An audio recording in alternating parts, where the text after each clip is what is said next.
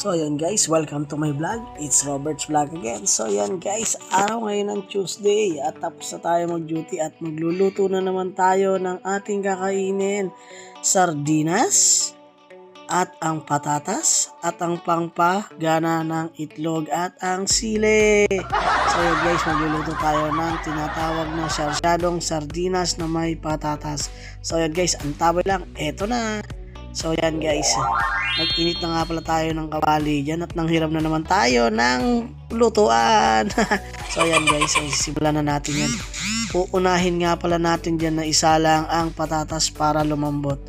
So yan guys, kasi napaka tigas ng patatas kung hindi mo iisa.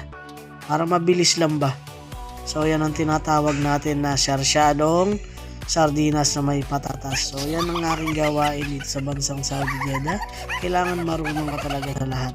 So yan ang tabay lang guys. At eto na ang kinalabasan ng ating luto na sarsyadong sardinas na may patatas. At salagyan natin ng itlog yan mamaya, makikita nyo. At eto na. So yan guys, kainan na. So yan nga pala yung tinilabasan. Nakita nyo, napakasarap.